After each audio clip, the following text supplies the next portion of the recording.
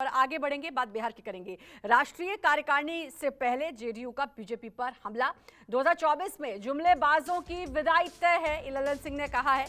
मणिपुर में धनबल का प्रयोग हुआ है क्योंकि मणिपुर में 5 विधायक जो हैं वो बीजेपी में शामिल हो गए हैं जेडीयू के, लेकिन बीजेपी पर बड़ा हमला कहा है। आज राष्ट्रीय कार्यकारिणी की बैठक से पहले ये बड़ा हमला और कहा कि 2024 में जुमलेबाजों की विदाई तय है। ललन सिंह ने ये बड़ा हमला बोला है बीजेपी पर।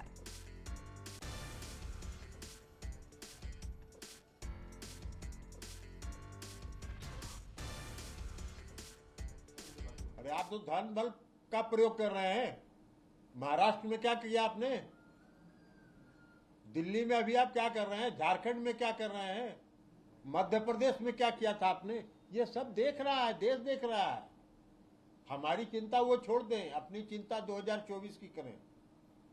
2024 में वो जुमलेबाज जो हैं वो विदा होने वाले हैं। मणिपुर में जो कुछ हुआ वो धन बल का प्रयोग हुआ और प्रधानमंत्री जी आजकल भ्रष्टाचार और सदाचार दोनों की परिभाषा बदल रहे हैं।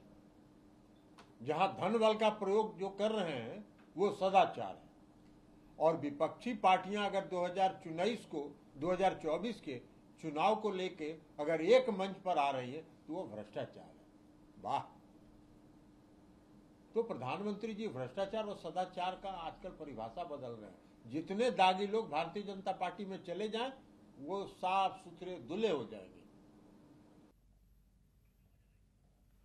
और अमिताभ ओझा मेरे सहयोगी हमारे साथ जुड़ चुके हैं। अमिताभ, आज अहम बैठक, लेकिन उससे पहले लगातार जेडीयू बीजेपी पर हमला भी कर रही है।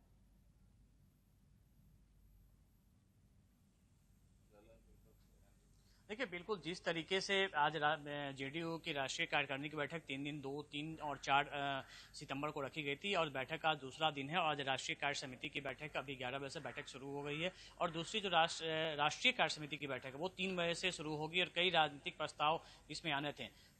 एनडीए से टूटकर महागठबंधन के साथ सरकार बनाने से लेकर किस तरीके की आगे की रणनीति करनी है, जेडीयू को कैसे राष्ट्रीय पार्टी बनाना है, इस बैठक में ये चर्चा होनी थी। लेकिन उससे पहले बीजेपी ने एक तगड़ा झटका दिया जेडीयू को। जिस तरीके से मणिपुर में उसके 5 विधायक टूटकर बीजेपी में शामिल हो गए, तो उसको लेके अब बैठक के पहले जो दृश्य है वो जरूर बदल गया है। जिस तरीके से ललन सिंह की बातों को हम लोग सुन रहे थे, उपेंद्र कुशवाहा ने करारा बयान दिया है। अशोक चौधरी जो जेडीयू के तमाम जो नेता हैं वो इस पर अपनी प्रतिक्रिया देख रहे हैं।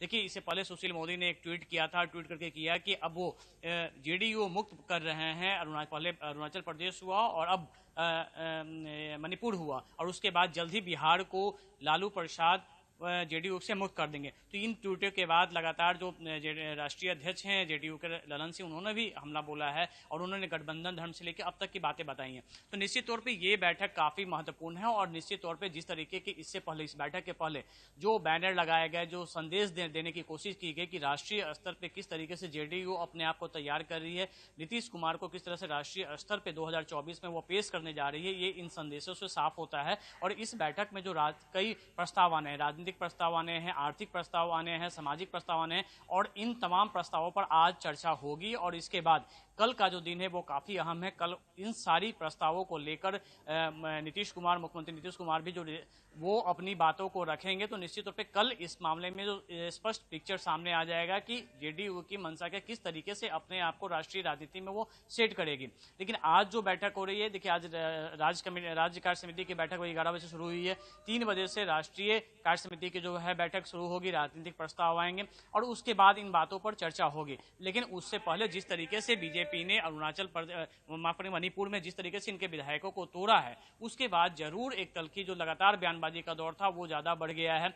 और लगातार बीजेपी के नेता जब से महागठबंधन में शामिल हुए, नीतीश कुमार लगातार हमलावर हैं, चाहे वो दागी मंत्रियों का मामला हो या फिर दागी विधायकों का मामला हो। और खासकर सुशील मोदी जो पिछले कई सालों जब से 2020 का चुनाव हुआ था उसके बाद से बिल्कुल वो नेपथ्य में चले गए थे। वो राष्ट्रीय राजनीति में दिल्ली में ज्यादा समय गुजार रहे थे। वो जिस तरह से एक्टिव हुए हैं उसको लेके भी सरगर्मियां बढ़ गई हैं। और इस बैठक के बाद आपको बता दें कि कल मुख्यमंत्री नीतीश कुमार इन तमाम बैठक के में वो जो अपना उनका जो संबोधन होगा वो काफी महत्वपूर्ण होगा कि वो खुद को किस रूप में 2024 में रखते हैं और आने वाले दिनों में राष्ट्रीय राजनीति में जेडीयू की क्या भूमिका होगी, इस पे कल व्यापक रूप से चर्चा होगी। लेकिन उससे पहले आज तमाम जो जेडीयू के नेता हैं, राष्ट्रीय कार्य समिति से जुड़े हुए लोग, वो पटना पहुंच चुके हैं और उनकी बैठक जेडीयू दफ्तर में जो कर्पूरी भवन है उसमें वो बैठक में वो शुरू हो चुकी है। और इस बैठक के दौरान जो गठबंधन कल जो बैठक हुई थी उसमें ये साफ हुआ था कि क्यों आखिर एनडीए गठबंधन से अलग होकर उन्हें महागठबंधन में आना पड़ा था और क्या किस तरीके से बीजेपी लगातार जेडीयू को खत्म करने तो की अहम कोशिश बैठक भी है जिसका आज दूसरा दिन है। जैसा कि आपने बताया, लगातार नजर बनाए रखें आप अमिताभ, और रुक करेंगे अरविंद केजरीवाल इस समय कुछ बोल रहे हैं। नमस्कार, मैं हूं मानक गुप्ता।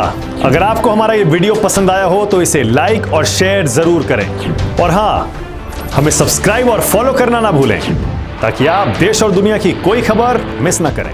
तो जुड़े रहिए हमारे साथ और देखते रहिए न्यूज़ 24।